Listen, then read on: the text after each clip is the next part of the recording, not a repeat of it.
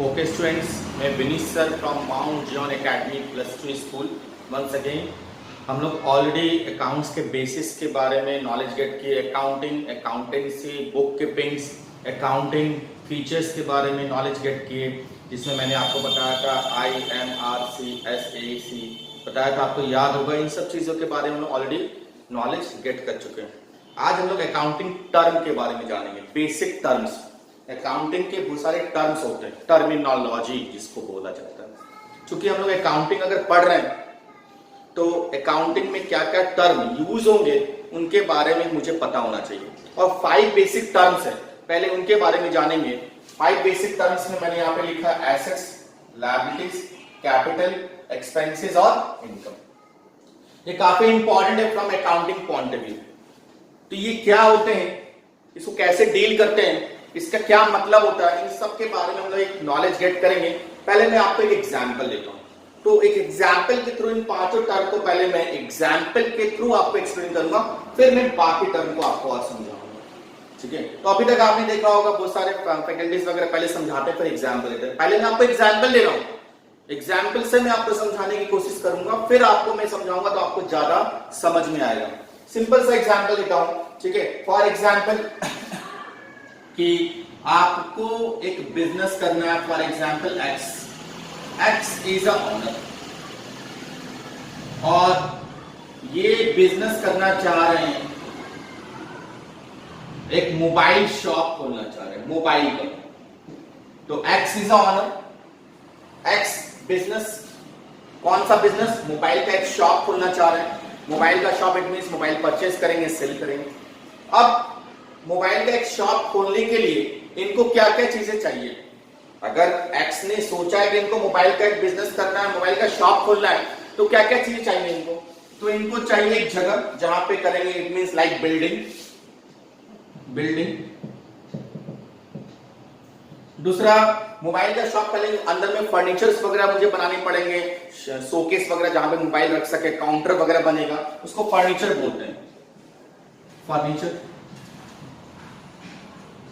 तीसरा, मोबाइल भी तो चाहिए, सिर्फ जगह ले लिया, फर्नीचर बना दिया, कस्टमर आएंगे तो उसको क्या देंगे, तो कुछ मोबाइल्स का मुझे डेमो वगैरह रखना पड़ेगा वहां पे, तो मोबाइल्स भी चाहिए।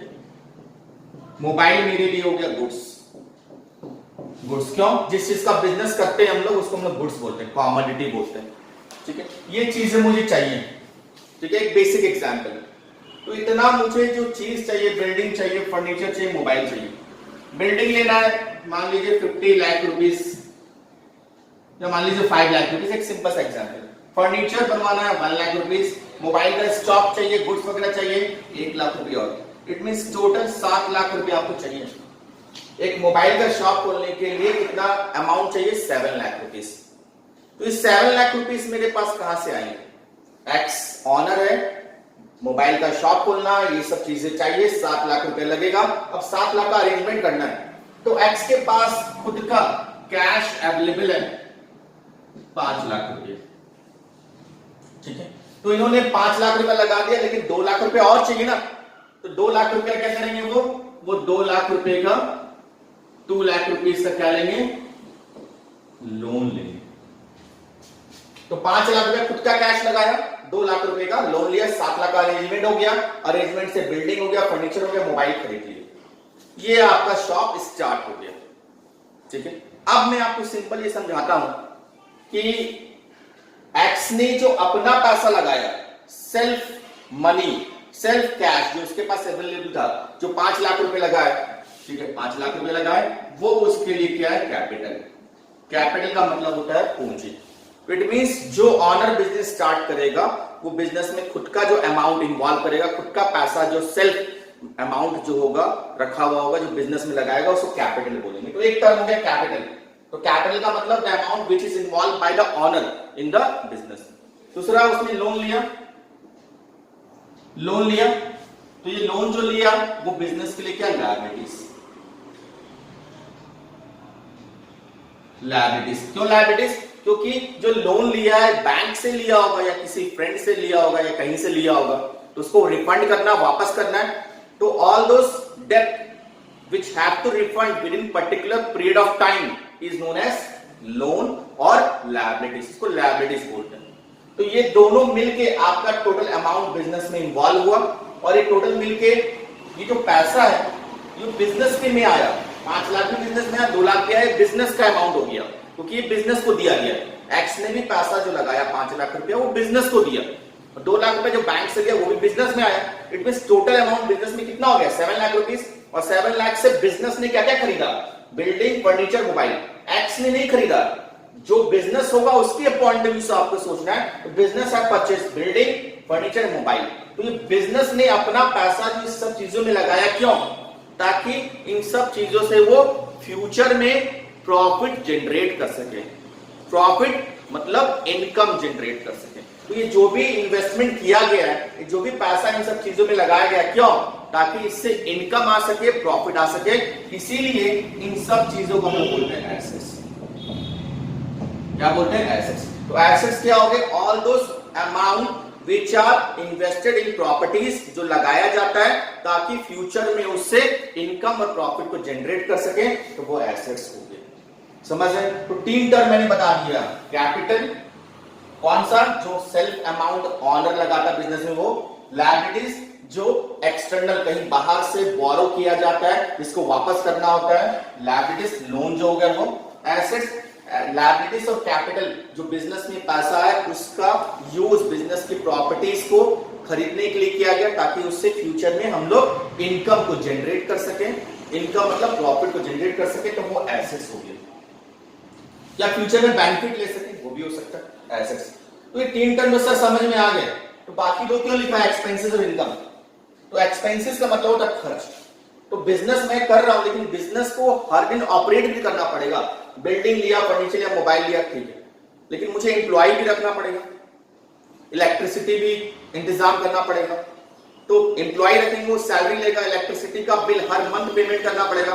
तो जो सैलरी, जो इलेक्ट्रिसिटी के लिए पेमेंट कर रहे हैं, वो पैसा मेरे पास रिफंड नहीं आएगा, वापस तो नहीं आएगा। जो सैलरी दे दिया उसका मैं बेनिफिट ऑलरेडी ले चुका हूं एम्प्लॉय से। इलेक्ट्रिसिटी जो मैंने पेमेंट किया वो भी बेनिफिट में ले चुका हूं, ठीक है। तो जो बेनिफिट ऑलरेडी हम रिसीव कर चुके हैं उसके लिए पेमेंट कर रहे हैं, तो वो आपके लिए खर्च होता है, वो एक्सपेंसेस होता है। और उसके बदले आपको फ्यूचर में कुछ वापस नहीं आने वाला है। एसेट्स के लिए जो खर्च किया, बिल्डिंग, फर्नीचर, मोबाइल जो एसेट्स है, उससे फ्यूचर में बेनिफिट मिलेगा, लेकिन एक्सपेंसेस के जो पेमेंट कर रहा हूं उससे फ्यूचर में बेनिफिट नहीं मिलेगा। ऑलरेडी बेनिफिट आप ले चुके हैं, उससे कुछ वापस नहीं आएगा, वो एक्सपेंसेस। तो एक्सपेंसेस में आपका क्या आएगा, सैलरी, ठीक है, इलेक्ट्रिसिटी बिल, तो ये सब क्या है, एक्सपेंसेस है। तो मैं एक्सपेंसेस क्यों कर रहा हूं, ताकि बिजनेस को ऑपरेट कर सकूं, बिजनेस को चला सकूं, ठीक है। अब अल्टीमेटली ये सब काम हम लोग क्यों कर रहे हैं, इनकम के लिए। तो मोबाइल जो खरीदा है इसको मैं क्या करूंगा, सेल करूंगा, बेचूंगा, बेच के जो पैसा आएगा उसको मैं क्या बोलूंगा, इनकम बोलूंगा, बिजनेस के लिए इनकम होगा। तो ये सब काम इनकम के लिए हो रहे हैं। इनकम कैसे आएगा, जो मैंने गुड्स खरीदा उसको सेल करूंगा, इनकम होगा। इनकम करने के लिए आपको एक्सपेंसेस करना होगा, एम्प्लॉइज वगैरह, इलेक्ट्रिसिटी वगैरह का पेमेंट करना पड़ेगा। उसके लिए आपको एसेट जनरेट करना पड़ेगा। एसेट्स कहां से आएंगे, पैसा लगाना पड़ेगा, खुद का पैसा या बोरो करना पड़ेगा। ये सब चीजें बिजनेस में जो इन्वॉल्व है, यही पूरा टर्म मिलके बेसिक टर्म्स कहलाते हैं अकाउंटिंग के। तो वो सब बेसिक टर्म के बारे में आपको समझ में आया एग्जाम्पल से। अब हम लोग इंडिविजुअल एक एक टर्म को और अंडरस्टैंड करेंगे, सबका इंडिविजुअल मीनिंग क्या होता है। Thank you.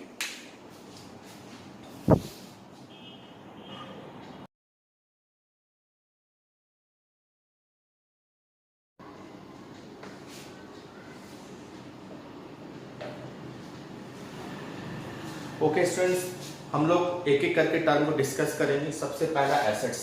तो एसेट्स मैंने बताया था, all those properties which are purchase to generate future revenue. मतलब वो सभी प्रॉपर्टीज जो बिजनेस में परचेज की जाती हैं, जिसमें बिजनेस का पैसा लगाया जाता है ताकि फ्यूचर में उससे हम लोग प्रॉफिट जनरेट कर सकें। फ्यूचर का मतलब ये नहीं हुआ कि 2 साल 5 साल के बाद। फ्यूचर का मतलब आज मैंने परचेज किया है, फ्रॉम डे 1 से लेकर जब तक वो एसेट्स या प्रॉपर्टी मेरे पास है, उससे मुझे इनकम या प्रॉफिट या फिर बेनिफिट होगा, ये मेरा प्रॉपर्टी है। लाइक फॉर एग्जाम्पल, मैंने अपने पैसे से, मेरा खुद के पैसे से मैंने एक गाड़ी खरीदा, तो गाड़ी क्यों खरीदा? ताकि मैं उससे बेनिफिट ले सकूं, फायदा ले सकूं। तो उसमें जो मेरा पैसा लगा वो एसेट्स हो गया मेरे लिए प्रॉपर्टी हो गई। वैसे बिजनेस फर्म्स भी जो है बिजनेस को ऑपरेट करने के लिए, बिजनेस को चलाने के लिए डिफरेंट एसेट्स एक्वायर्ड खरीदते हैं, ठीक है। और उन सब एसेट्स का यूज बिजनेस में प्रॉफिट या इनकम को जनरेट करने के लिए किया जाता है। तो उन्हीं एसेट्स को हम लोग जानेंगे। तो एसेट्स का कोई डेफिनेशन पूछेगा तो क्या बोलेंगे?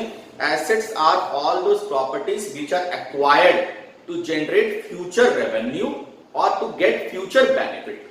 क्लियर है? अब एसेट्स डिफरेंट तरह के होते हैं। लाइक फॉर एग्जांपल मैंने बिजनेस के लिए लैंड खरीदा, बिजनेस के लिए मैंने फर्नीचर खरीदा, गुड्स खरीदा, तो ये सब बिजनेस के लिए एसेट्स के काम करते हैं। लेकिन एसेट्स को डिफरेंट कैटेगरी में बांटा गया। तो मैंने यहाँ पे बोर्ड पे लिखा है बेसिकली 2 कैटेगरी होते हैं, फिक्स्ड एसेट्स और करंट एसेट्स। लेकिन यहाँ पे मैंने 3 कैटेगरी में डिवाइड कर दिया है, क्योंकि फिक्स्ड टैंजिबल एसेट्स भी होते हैं, फिक्स्ड इंटैंजिबल एसेट्स भी होते हैं और करंट एसेट्स भी होते हैं। तो फिक्स्ड टैंजिबल एसेट्स का मतलब क्या हुआ? तो फिक्स्ड टैंजिबल एसेट्स का मतलब, फिक्स्ड एसेट्स का मतलब पहले बता दूं मैं, वैसे एसेट्स जो हमें लॉन्ग टर्म बेनिफिट दे। लॉन्ग टर्म मतलब 1 year, 2 year, 3 year, 4 year, 5 year, long term benefit जिससे मुझे होगा वो मेरे लिए फिक्स्ड एसेट्स कहलाते हैं, ठीक है।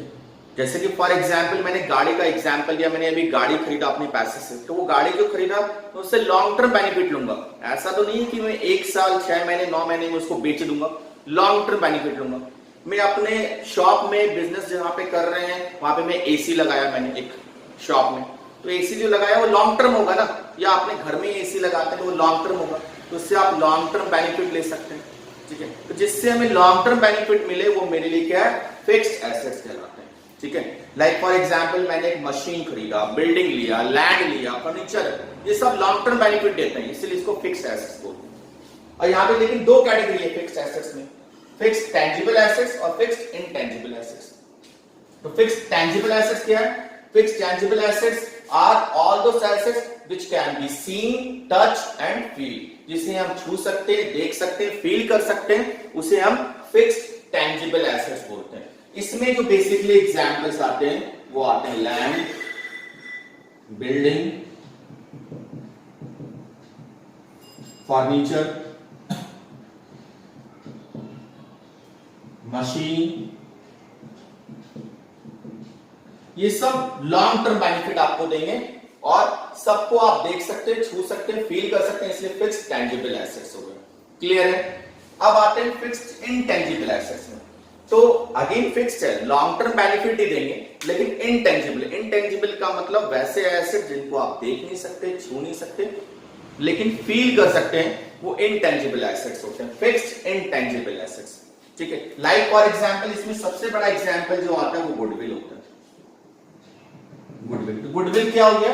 गुडविल किसी भी फर्म का रेपुटेशन और इमेज को शो करता है, ठीक है।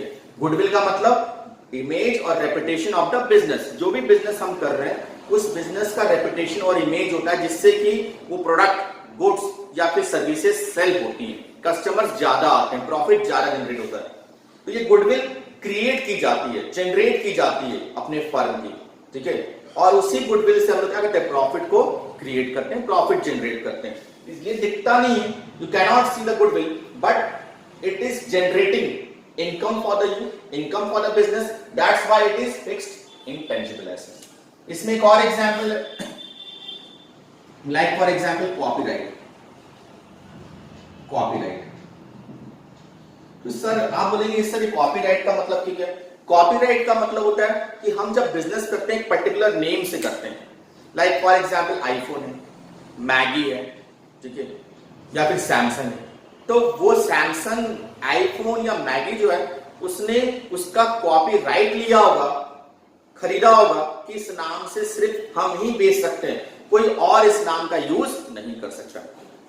तो this brand Samsung, iPhone, Maggi can not copy by other firms, इसीलिए वो राइट सिर्फ मेरे पास है, उसको देख ही सकते हैं, लेकिन ये लॉन्ग टर्म यूज होता है, लॉन्ग टर्म, तो इससे लॉन्ग टर्म इनकम जनरेट करते हैं, इसलिए हम इसको इनटैंजिबल बोलते हैं, फिक्स्ड इनटैंजिबल एसेट्स। क्लियर है? तो ये हो गया फिक्स्ड टैंजिबल और इनटैंजिबल एसेट्स। अब आते हैं करंट एसेट्स में। तो नाम चला करंट, जिसपे करंट लग जाए वैसा नहीं। करंट एसेट्स मतलब short term assets, it means वैसे एसेट्स जिससे कि आप इनकम या बेनिफिट जनरेट कर रहे हैं 1 year, less than 1 year of time, ठीक है, शॉर्ट टर्म बेनिफिट जनरेट कर रहे हैं, वो आपके लिए करंट एसेट्स कहलाते हैं। ठीक है, फिर से बता दूं, all those assets from which short term benefit is acquired more less than 1 year of time, वो आपके करंट एसेट्स होंगे। तो इसमें क्या क्या आएंगे, इसमें आएगा सबसे पहले स्टॉक। स्टॉक का मतलब गुड्स। ये गुड्स क्या, हम लोग जिस चीज का बिजनेस कर रहे हैं वो गुड्स हो गया, तो वो मैं खरीदूंगा और सेल करूंगा। लाइक फॉर एग्जांपल अभी मैंने दिया मोबाइल का, मैंने शॉप बनाया था, मोबाइल खरीदूंगा तो मोबाइल में मेरा पैसा लगा हुआ है, उससे मुझे बेनिफिट भी मिलेगा लेकिन शॉर्ट टर्म, क्योंकि मैं नहीं चाहूंगा कि वो लॉन्ग टर्म रहे। मेरा कस्टमर है उसको सेल कर दिया, फिर खरीदा, फिर कस्टमर है उसको सेल कर दिया, तो that is short term benefit, इसीलिए इसको करंट एसेट्स बोलते हैं। दूसरा जो है आपका cash in hand. Cash in hand का मतलब हाथ में, कैश इन हैंड मतलब आपके पॉकेट में या बिजनेस में जो पैसा लगा हुआ है, बिजनेस में पैसा पड़ा हुआ है जिसका आप कभी भी यूज कर सकते हैं, कैश इन हैंड। ठीक है, किसी को पेमेंट करना, कैश है आपके पास अवेलेबल, दे दिया 10,000 रुपए, दे दिया 20,000।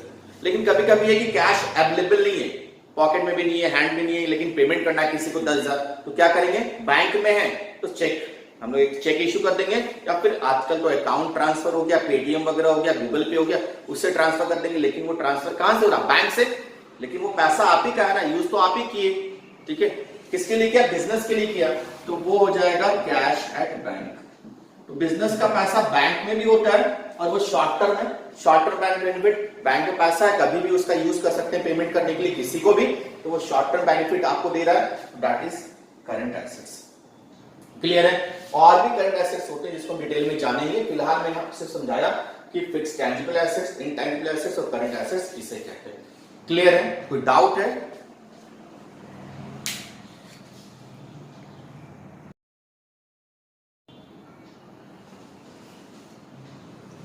ओके स्टूडेंट्स, अब हम लोग सेकंड टर्म की ओर बढ़ रहे हैं, लायबिलिटीज। लायबिलिटीज का मतलब सिंपल वे में कोई पूछेगा मतलब डेट। डेट मतलब that amount which have to refund after specific period of time। Debt मतलब कर्ज होता है जो मैंने या बिजनेस ने किसी से बोरो किया है और उस अमाउंट को हमें स्पेसिफिक पीरियड ऑफ टाइम के बाद वापस करना पड़ेगा। Specific period it means less than 1 year भी हो सकता है, स्पेसिफिक पीरियड का मतलब मोर देन 1 ईयर भी हो सकता है। ठीक है, तो लायबिलिटीज को दो पार्ट में डिवाइड किया गया, नॉन करंट लायबिलिटीज और करंट लायबिलिटीज। तो नॉन करंट लायबिलिटीज क्या होता है, मैं यहाँ पे आपको एक टर्म लिखूंगा तो आपको समझ में आ जाएगा, long term liabilities. Long term it means वैसा लायबिलिटीज या वैसा डेट जो मुझे लॉन्ग टर्म पीरियड में वापस करना है, लॉन्ग टर्म पीरियड में रीपे करना है, that is non current liabilities.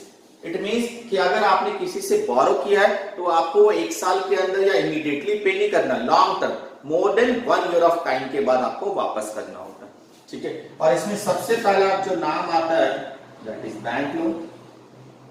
Bank से आपने लोन लिया, तो बैंक से हम लोग लोन लेते हैं बिजनेस करने के लिए, तो बैंक से मैंने लोन एक्वायर किया, पैसा लिया, लेकिन वो लॉन्ग टर्म होता है क्योंकि बैंक जो आपको पैसा देगा वो 5 इयर्स 10 इयर्स 20 इयर्स के लिए भी देता है, जिसको आप स्पेसिफिक पीरियड ऑफ टाइम के बाद वापस कर सकते हैं। इसमें एक और नाम आता है मॉर्गेज। तो मॉर्गेज का मतलब होता है गिरवी। लाइक अगर बिजनेस के लिए आपको बड़ा अमाउंट ऑफ लोन चाहिए बैंक से, लाइक 50 लाख 1 करोड़, तो बैंक आपको जो है कुछ मॉर्गेज मांगेगी। मॉर्गेज मतलब या तो प्रॉपर्टीज पेपर, बिल्डिंग, लैंड के पेपर आपसे मांगेगी, उसके बदले आपको बैंक क्या करेगी, लोन इश्यू करेगी। तो वो जो पेपर आपसे लिया इट मींस वो प्रॉपर्टी तब तक बैंक का है जब तक कि वो पैसा बैंक को वापस नहीं करते। ठीक है, तो इट इज मॉर्गेज मतलब कोई चीज आपने गिरवी रख के उसके बदले आपने लोन लिया, लेकिन है तो लायबिलिटीज। क्यों? क्योंकि you have to make refund of that after specific period of time. Clear है, दैट इज मॉर्गेज लोन। और ये आपकी लॉन्ग टर्म लायबिलिटीज होती है, मतलब नॉन करंट लायबिलिटीज। क्लियर है। अब आते हैं करंट लायबिलिटीज में। करंट लायबिलिटीज मतलब हो गया शॉर्ट टर्म, लिखा यहाँ पे short term. It means what, वैसा लायबिलिटीज जो शॉर्ट टर्म है, इट मींस आपको 1 ईयर या लेस देन 1 ईयर के अंदर ही डेब्ट को, कर्ज को जिससे बोरो किया उसको वापस करना है, that is short term liabilities. Clear है? तो इसमें क्या क्या आएंगे? तो इसमें एक टर्म आता है, सबसे पहले इसको बोलते हैं क्रेडिटर। क्रेडिटर मतलब हो गया लेनदार, द पर्सन। मैंने अभी जस्ट आपको समझाया भी था कि क्रेडिटर वो पर्सन होते हैं जिनसे हम लोग क्रेडिट में गुड्स परचेज करते हैं। अभी मैंने एग्जांपल दिया मोबाइल का, तो मोबाइल मैंने खरीदा, तो मुझे मोबाइल 5 लाख रुपीस का चाहिए, लेकिन मेरे पास 1 लाख रुपया अवेलेबल है, तो मैंने 1 लाख रुपया दे दिया जिससे खरीदा था सप्लायर को, 4 लाख रुपया मैंने बोला 2 महीने के बाद देना, तो उसको मुझे वापस करना पड़ेगा। जिसको मैं 4 लाख रुपया वापस करूंगा कुछ समय के बाद, वो मेरा क्रेडिटर होगा, लेनदार होगा। He will take money from the business because of what, goods जो मैंने खरीदा उसके लिए। 5 लाख नहीं, क्योंकि 1 लाख तो दे चुका हूं, 4 लाख ऑफ रुपीज। क्लियर है? तो क्रेडिटर शॉर्ट टर्म होता है, क्योंकि वो जो भी अमाउंट आपको देगा, गुड्स का अमाउंट, वो स्पेसिफिक पीरियड 2 महीना 3 महीना से ज्यादा नहीं, कोई भी आपको क्रेडिट पे गुड्स 5 इयर्स 6 इयर्स के लिए नहीं देता। बिजनेस में जो गुड्स सप्लायर प्रोवाइड करता है क्रेडिट पे, वो हमेशा मोर देन 3 मंथ्स 3 मंथ्स नहीं हो सकते, इसलिए क्रेडिटर कहलाते हैं शॉर्ट टर्म। दूसरा आपको एक और एग्जांपल देता हूं, आउटस्टैंडिंग।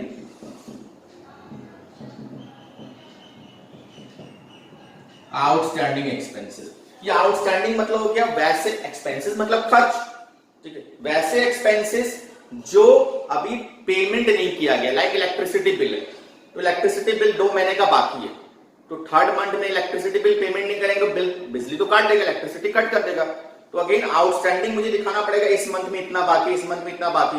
तो whatever amount of expenses of electricity bill is due, that have to pay within specific, मतलब 1 साल के अंदर पेमेंट करना पड़ता है।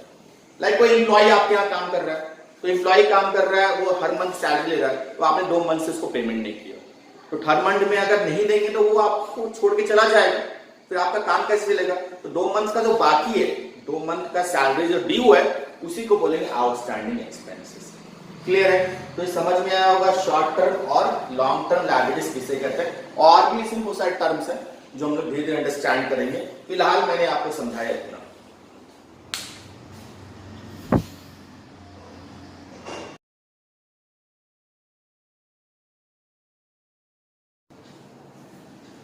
ओके देन हम लोग 3rd टर्म की ओर बढ़ रहे हैं, दैट इज कैपिटल। तो कैपिटल मैंने बताया था, capital is that amount which is given by honour from self made properties. It means जो ऑनर होता है, जिसने बिजनेस स्टैब्लिश किया है, बिजनेस स्टार्ट किया है, वो अपना पैसा या अपने रिसोर्सेज बिजनेस में जो पुट कर रहा है, उसी को हम लोग कैपिटल बोलते हैं। तो कैपिटल का मैं एक एग्जांपल जैसे फॉर एग्जांपल एक्स ऑनर, ठीक है, तो इसने एक बिजनेस स्टार्ट किया, कोई बिजनेस हो सकता है ऑफ एनीथिंग। इस बिजनेस में एक्स ने अपना सेल्फ कैश लगाया 5 लाख रुपीस का, अपना सेल्फ बिल्डिंग दिया, बिल्डिंग खरीदा नहीं कहीं से, अपना बिल्डिंग था उसी को यूज कर रहा है, और बिल्डिंग का जो वैल्यू था वो था 10 लाख रुपीस। अपने घर में का कुछ फर्नीचर था, सेल्फ फर्नीचर, घर का फर्नीचर वगैरह बिजनेस में यूज कर लिया, बिजनेस में ले गया, उसी से काम चल गया, नया क्रिएट करने की जरूरत नहीं, अपना फर्नीचर बिजनेस में यूज कर रहा है, जिसका वैल्यू 2 लाख रुपीस। ये टोटल जोड़ेंगे 17 लाख रुपीस। ये 17 लाख रुपीस क्या है? ये बिजनेस के लिए कैपिटल। ये 17 लाख रुपीस जो बिजनेस में पुट हुआ, एक्स ने पुट किया, अलग अलग फॉर्म में किया, कैश, बिल्डिंग दिया, फर्नीचर दिया, टोटल वैल्यू 17 लाख रुपीस का बिजनेस में खुद का यूज कर रहा है, वो सब कैपिटल कहलाएगा। क्योंकि बहुत लोगों को कंफ्यूजन होता है, बहुत लोग बोलते हैं जो पैसा लगाया सिर्फ उसी कैपिटल नहीं, whatever resources is put in given by owner in the business is known as capital।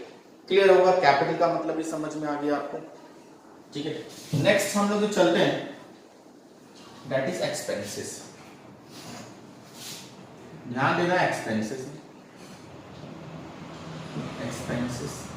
तो एक्सपेंसेस मैंने बताया था खर्च। मैं आपको एक एग्जांपल लेके समझाता हूं एक्सपेंसेस का। पहले मैंने गाड़ी खरीदा, 4 व्हीलर मैंने खरीदी, तो 4 व्हीलर जो खरीदा मैं उससे लॉन्ग टर्म बेनिफिट लूंगा, ठीक है, लॉन्ग टर्म बेनिफिट लूंगा और उसका मैं यूज अपने बेनिफिट के लिए कर रहा हूं, ठीक है, आने जाने के लिए, ट्रैवलिंग के लिए, ठीक है, तो उससे मुझे बेनिफिट हो रहा है, मेरे लिए एसेट्स है। 5 लाख रुपए गाड़ी मिलती है। अब उस गाड़ी में चलाने के लिए मुझे ऑयल चाहिए, पेट्रोल चाहिए, ठीक है, तो वो पेट्रोल जो मैं खरीदूंगा, जब जब गाड़ी चलाना है मुझे पेट्रोल उसमें पुट करना पड़ेगा। वो पेट्रोल जो मैं पुट कर रहा हूं वो वापस तो नहीं आएगा, ठीक है, और उसका बेनिफिट मैं शॉर्ट टर्म लूंगा, इमीडिएट लूंगा, तो मेरे लिए क्या कहलाएगा? एक्सपेंसेस। क्योंकि मुझे हर बार जब भी गाड़ी को यूज करना होगा उसमें पेट्रोल पुट करना पड़ेगा, वो मेरे एक्सपेंस। उसके बाद एक मैं ड्राइवर, मुझे चलाना नहीं आ रहा, ड्राइव करना नहीं आ रहा, तो मैं एक ड्राइवर पुट करूंगा, एक ड्राइवर रखूंगा, उसको मैं हर मंथ का पेमेंट करूंगा। तो ड्राइवर को जो पेमेंट करूंगा उससे जो पैसा वापस नहीं आएगा, ठीक है, और उससे बेनिफिट मैं ऑलरेडी रिसीव कर चुका हूं, और जिस चीज से बेनिफिट ऑलरेडी रिसीव कर चुका होता है उसी को हम लोग एक्सपेंसेस बोलते हैं। तो सैलरी जो मैं ड्राइवर को पे कर रहा हूं मेरे लिए क्या है? खर्च। वैसे ही बिजनेस को चलाने के लिए आपको हर दिन, हर मंथ कुछ ना कुछ खर्च करना पड़ता है। लाइक एम्प्लॉइज है, उनको सैलरी पेमेंट करना, ठीक है, लाइक रेंट पेमेंट करना पड़ रहा है, इलेक्ट्रिसिटी बिल है, टेलीफोन बिल है, कैरेज वगैरह है, गुड्स आ रहा है, गुड्स जा रहा है, कैरेज वगैरह है, ये सब कुछ जो पे करते हैं, टैक्स पे कर रहे हैं, हर मंथ में पे कर रहे हैं, जीएसटी वगैरह, वो सब बिजनेस के लिए क्या है? एक्सपेंसेस। तो एक्सपेंसेस दो तरह के होते हैं, एक डायरेक्ट और एक इनडायरेक्ट। तो दो तरह के एक्सपेंसेस कैसे होते हैं? डायरेक्ट एक्सपेंसेस क्या है? वैसे एक्सपेंसेस जो प्रोडक्शन में लगते हैं, इट मींस गुड्स को बनाने में जो खर्च लगेगा वो डायरेक्ट एक्सपेंसेस होगा। तो पहले गुड्स बनेगा, देन इट विल सेल, ठीक है। तो दो तरह के बिजनेस होते हैं, एक होता मैन्युफैक्चरिंग का, एक होता ट्रेडिंग का। मैन्युफैक्चरिंग का मतलब हो गया गुड्स बनाने का बिजनेस, और ट्रेडिंग मतलब गुड्स बेचने का बिजनेस, ठीक है। तो मैन्युफैक्चर करने में जो खर्च लगेगा उसको मैं प्रोडक्शन एक्सपेंसेस बोलूंगा, या फिर डायरेक्ट एक्सपेंसेस बोल सकते हैं। लाइक इसमें क्या क्या है? रॉ मटेरियल, लाइक शुगर बनाना, मुझे शुगर केन खरीदूंगा, कपड़ा बनाना, कॉटन खरीदूंगा, ये रॉ मटेरियल हो गया, तो खरीदूंगा, तो that is expenses for me. कौन सा? डायरेक्ट एक्सपेंसेस, जो गुड्स बनाने के लिए खर्च कर रहा हूं। दूसरा मशीन एक्सपेंसेस, गुड्स मशीन में बनेगा तो मशीन का खर्च लगेगा। तीसरा वर्कर का पेमेंट, वर्कर पेमेंट, वर्कर मतलब जो गुड्स बनाएगा, वेजेस, वर्कर वगैरह उसको पेमेंट करेंगे, वेजेस पेमेंट करेंगे, ये सब मेरे लिए प्रोडक्शन एक्सपेंसेस है। क्लियर है? प्रोडक्शन एक्सपेंसेस का मतलब डायरेक्ट एक्सपेंसेस, ठीक है। वैसे इनडायरेक्ट एक्सपेंसेस क्या है? इनडायरेक्ट एक्सपेंसेस होता है ट्रेडिंग एक्सपेंसेस।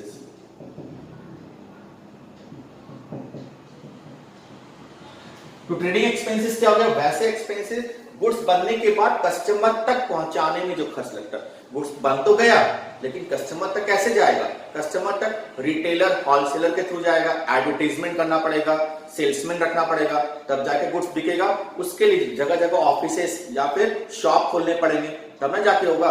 वो जो होता है ट्रेडिंग बिजनेस होता है, उसमें जो खर्च होता है उसको एक्सपेंसेस बोलते हैं। लाइक फॉर एग्जाम्पल, इसमें एग्जाम्पल दे रहा हूं, सैलरी, सेल्समैन रखा, उसको सैलरी पेमेंट करेंगे, ठीक है। शॉप लिया, उसका रेंट पेमेंट करेंगे, जगह लिया बेचने के लिए, दुकान लिया, भाड़ा पे करेंगे, रेंट। तो गुड्स को बेचने के लिए मैंने वो जगह लिया है, उसके लिए रेंट पेमेंट कर रहे हैं। एक और एग्जांपल है एडवर्टाइजमेंट। तो एडवर्टाइजमेंट क्या हो गया? जगह जगह पोस्टर, बैनर्स लगाएंगे, क्योंकि मुझे प्रोडक्ट का एडवर्टाइजमेंट करना, कस्टमर को नॉलेज देना है। तो दैट इज ट्रेडिंग एक्सपेंसेस, मतलब इनडायरेक्ट एक्सपेंस। ये सब एक्सपेंसेस है, ये सब बेनिफिट है जो आप कर रहे हैं, लेकिन इसके बदले आपको वापस कुछ नहीं मिलना, पैसा गया सो गया। हाँ, उससे बेनिफिट ऑलरेडी आप ले चुके हैं, इसीलिए वो एक्सपेंसेस कहलाते हैं, डायरेक्ट और इनडायरेक्ट एक्सपेंसेस। क्लियर होगा?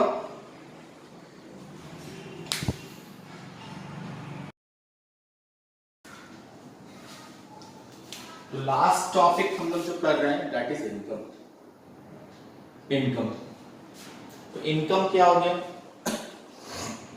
तो ये जितना भी मैंने काम किया अभी तक, कैपिटल पुट किया, लायबिलिटीज, बैंक से लोन वगैरह लिया, दोनों मिलके बिजनेस के लिए एसेट्स परचेज किए, फिक्स एसेट्स, करंट एसेट्स, खर्च किया, एक्सपेंसेस किया, ऑफिस एस्टैब्लिश किया, गुड्स बनाया, एम्प्लॉइज रखे, एडवर्टाइजमेंट के, सब काम किसके लिए करते हैं? ताकि उससे मुझे कुछ पैसा आ सके। मोबाइल का बिजनेस का एग्जाम्पल मैंने दिया था, मोबाइल का बिजनेस कर रहे हैं, मोबाइल को सेल करेंगे, सेल करने से जो भी पैसा आपके पास आएगा, whatever amount is receive from sale of mobile और एनी गुड्स, वो मेरे लिए क्या है, इनकम कहलाता है। तो इनकम का बेसिक मीनिंग जो है लोग लगाते हैं, sale of goods and services. ठीक है, तो इनकम का बेसिक मीनिंग क्या है, sale of goods and services. लेकिन इनकम भी दो तरह का होता है, टू टाइप्स, डायरेक्ट